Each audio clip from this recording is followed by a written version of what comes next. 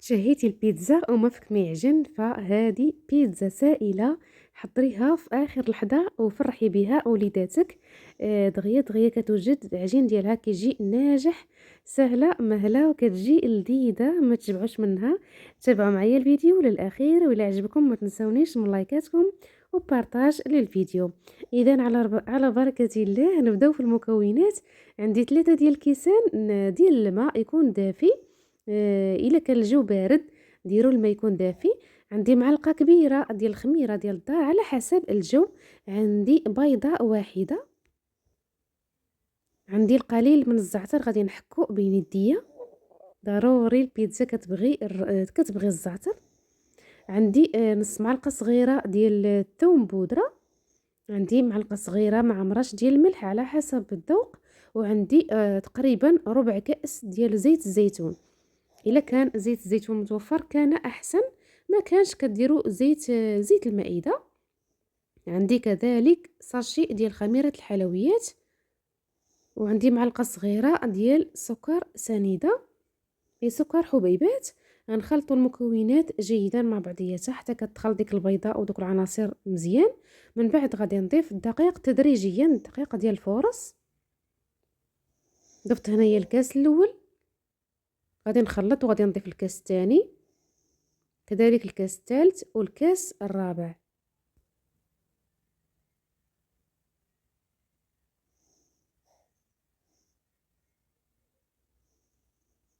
الكاس الرابع خليته على جنب، وغادي نخلط حتى كنتحصل على القوام اللي بغيت.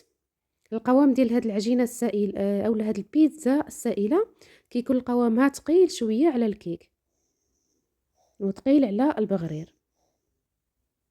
هنايا ضفت الكاس الرابع.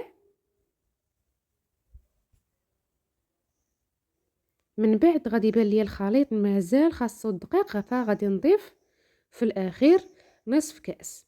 يعني في المجموع ديال هاد العجينه دخلت فيها 4 ديال الكيسان ونص.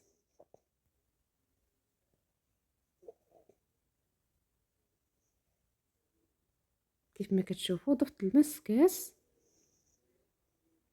وهاد العجينه راه عطيتها لكم يعني اقتصاديه غير بالماء فقط. الا بغيتوا تعجنوها بالحليب فممكن، كذلك الا بغيتوا تضيفوا الحليب بودره ممكن. وانا راه كثرت شويه العجين. الا عندكم طواغير صغيره فبامكانكم تنقصوا من الكميه ديال السوائل باش كتحصلوا على عجينه قليله. هذا هو القوام ديالها، كتكون هكا خاتره نوعا ما. صافي غندفي انا الفران. الجو بارد فكانت في الاثناء الشتا كتصاوب والجو بارد، فدفيت الفران غير شويه دفيته ودخلت ليه العجينه ودزت مباشره كنصايب الحشوه. يعني هاد البيتزا السائله ما خداتش معايا وقت اللي كتير. فمي قليات درت زيت المائده. غادي نضيف ليه الدجاج اللي قطعته بهذا الشكل، هذا شرائح بهذا الشكل باش ما يجيش الفيديو طويل. فانا قطعت الدجاج، قطعت كذلك الفلافل وقطعت البصل على نار تكون هكا مجهده باش داك الدجاج ما يطلقش لينا الماء. هنايا عندي فلفله حمراء وخضراء قطعتهم هكا، ضفت ليهم البصله حتى هي قطعتها بهذا الشكل هذا. تقدروا تضيفوا الفلفله الصفراء حتى هي الا متوفره. ضفت الملحه، الابزار، سكينجبير اي الزنجبيل. وغادي نضيف كذلك معلقه صغيره مع مرش ديال توابل الدجاج اولا توابل الشاورما. صافي وغادي نخلط المكونات. ما غاديش نخلي هادشي يطيب بزاف، يعني غير يدخلوا الطياب.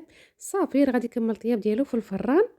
هنا العجينه ديالتي بعد ما اختمرات راه دغيا اختمرات في الفران حيتاش دفيتو كيف ما قلت لكم. ما خداتش معايا وقت اللي كتير. وجبت اللاطه ديالتي فرشت ليها ورق الطبخ. غنحاول ندهنو واحد الدهنه خفيفه بالزيت لتفادي الالتصاق، بعض المرات كنخرجوا فيه كيلصق. صافي وغادي نخوي العجينه ديالتي كامله. تقدروا تقسموا هذا الخليط على جوج، لان هذا الخليط هاد العجينه جاتني شويه غليظه. المهم الا كنتو كتبغيوها غليظه راه غتجيكم هي هذيك. بالنسبه لي انا جاتني شويه غليظه. دابا تشوفوا معايا في اخر الفيديو انا كنفضلها تكون هكا رقيقه. صافي غادي نسرح الخليط ديالي بهذا الشكل هذا. والفران في هذا الاثناء راني سخنته، وغادي ندخل هاد الباط الطيب. جانبا عندي هنايا الزيتون مقطع كحل والزيتون مقطع الخضر، وعندي الصلصه ديال الطماطم جاهزه. هنا من بعد ما طابت ليا الباط نشفات، ما غاديش نحمروها من الفوق، غير كنشوفوها طابت من التحت صافي كنخرجوها وكنعمروها. ندهنتها بصلصه جاهزه، الا عندكم صلصه منزليه مصايبينها فديروها.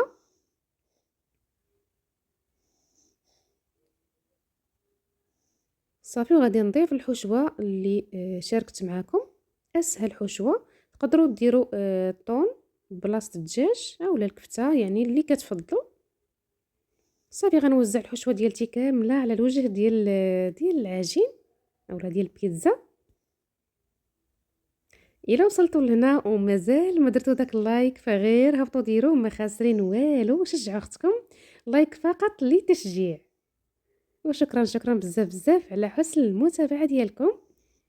صافي هنا ضفت الزيتون الكحل والزيتون الخضر، وغادي نضيف الفرماج. انا متوفر ليا غير هذا الفرماج ديال الموتزاريلا، وانتم ضيفوا اي فرماج كتفضلوا واي فرماج كيعجبكم. غادي ندير عليها من الفوق الذره اي المايس غير باش نهرس داك اللون، وغندخلها تحمر، يعني غير يذوب داك الفرماج. غادي نديرها غير من يعني العافيه كتكون فوق منها، غير يذوب داك الفرماج، لان المكونات العجينه طايبه والحشوه طايبه كلشي طايب. وغادي نرش عليها هنا في هذا الاثناء، ملي تخرجوها ديريكت رشوها اولا رشوها بالزعتر ملي تبغيو تدخلوها. انا راه نسيت، ما غادي نرشوها حتى الاخر. هذا هو الشكل ديالها النهائي. كنتمنى وصفه اليوم تعجبكم. اي اقتراح اي وصفه مرحبا على الراس والعين. كنعطيكم دائما وصفات سهلين واقتصاديين وفي المتناول، فانتم ما تبخلوش عليا بداك اللايك والتشجيع ديالكم، وشاركوا الفيديو مع الاهل والاصدقاء وعلى مواقع التواصل الاجتماعي باش تعم الفائده على الجميع. هذا هو الشكل ديالها كيف ما قلت لكم. جاتني شويه غليظه، الا كتفضلوها هكا فحتى نتوما جربوها بهذا الشكل هذا، اولا نقصوا من العجين كيف ما قلت لكم، نقصوا من المكونات ديال السوائل. صراحه كتجي لذيذه، والدراري هكا كيف ما كتعرفوا كيحماقوا على البيتزا، فهذه بعدا كدغيا كتوجد وقع ديال الغراض. ومع هذا البرد كنبغيو هكا عشيوه كتكون هكا خفا زربا. شاركت معكم فطائر في المقلاة، جوج ديال الوصفات صراحه كيستحقوا انكم تجربوهم. رجعوا القناه غادي تلقاو وصفات اللي سهلين وفي المتناول. غنخلي لكم الصور ديالهم اخر الفيديو. شوفوا معايا البيتزا كيفاش كتجي، راه ما كتجيش لا معجنه ولا مدقسه، راه كتجي خفيفه، يعني الفيديو راه شارح نفسه. وكتجي ديك الحشوه ديال الدجاج لذيذه، كتجي داك الدجاج لذيذ. كنتمنى تجربوها وتعجبكم وتحتفظوا بالوصفه. الى هنا كنضرب لكم موعد الوصفات جداد بحول الله. دمتم في رعايه الله وحفظه، والى اللقاء.